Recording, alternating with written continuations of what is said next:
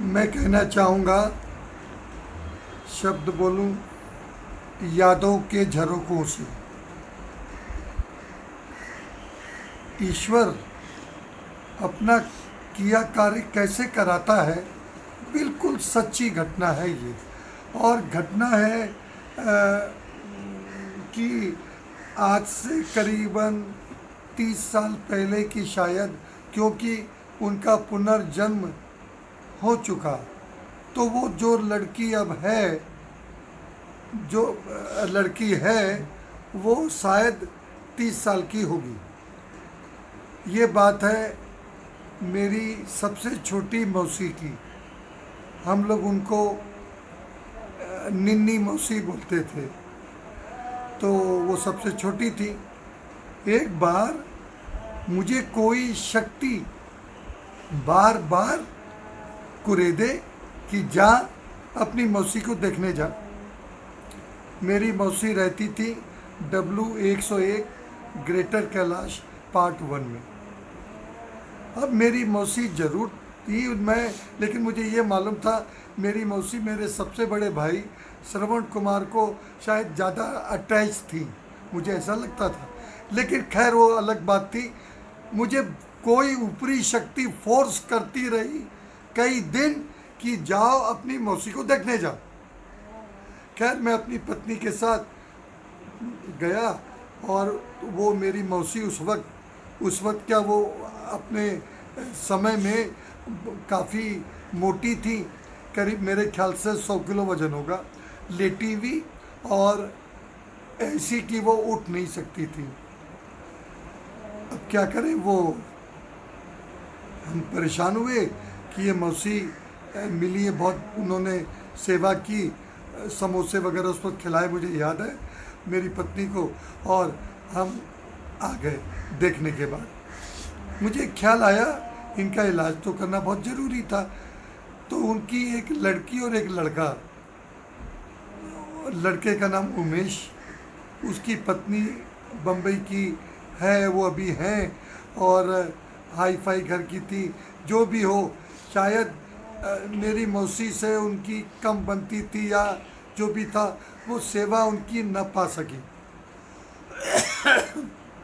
ईश्वर ने मुझे आदेश दिया, जाके मौसी की सेवा कर। मैं बेबस था उनके हाथों। नाम भी उमेश का था, मेरी मौसी ईश्वर का था। मैंने और मेरा बेटा बड़ा राधा किशन, हम होम्योपैथी के डॉक्टर को ले जाते थे, और उसके साथ तो वो उसके प्रयास से वो उठकर बैठने लगी। काफ़ी कुछ 2-4 हफ्ते के बाद एक बार अचानक मौसी ने मुझसे कहा कि तू इतनी सेवा करता है। तो मैंने कहा, देखो, जब मैं बीमार थी तो मैंने मालिक से प्रार्थना की थी, या तो मुझे उठा लो या किसी फरिश्ते को भेज दो, या किसी को भेज दो, ऐसे सीधी बात। मुझे ध्यान आया कौन मुझे फोर्स कर रहा था मौसी के पास जा। अब अगला बहुत ज़रूरी सवाल मेरे बड़े बेटे के लिए, जो मेरी नज़र में धर्मात्मा जैसा है। मैंने उससे बोला, उसका नाम राधा किशन है। मैंने बोला, राधा किशन एक बात बोलूं? बोले, क्या पापा? मैंने कहा, देख, तूने अपनी दादी को तो देखा नहीं, क्योंकि जब मैं 11 साल का मैं था तब वो नहीं रही, और बीच वाली मौसी थी, रतनिया देवी उनका नाम था, वो तू 4-5 साल का था, 6 साल का, तब वो नहीं रही। अब ये सबसे छोटी मौसी है, ये याद रखना, इसकी सेवा कर लेगा तो समझना ये सेवा तू अपनी खुद की दादी के लिए कर रहा है। क्यों? समझ लो, ये सेवा उनकी सेवा है जिसको तुमने कभी देखा नहीं। उसको दिल में छू गई, और वो सेवा करता रहा, डॉक्टर को ले जाता था। मेरी मौसी मुझे बोली एक बार कि ध्रुव, ये बता, ये जो होम्योपैथी का डॉक्टर आता है कितने पैसे लेता है तुझसे? मैं बोला, क्या मौसी बातें करती हो, 5 रुपये लेता है?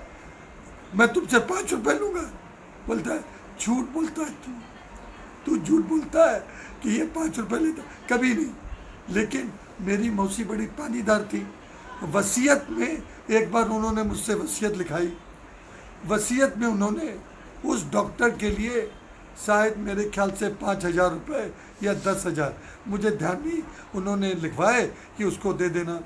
अपनी एक नाती को इतना देना, फलाने को इतना देना, और एक जो सेवा करती थी उसको सोने की चूड़ी देना।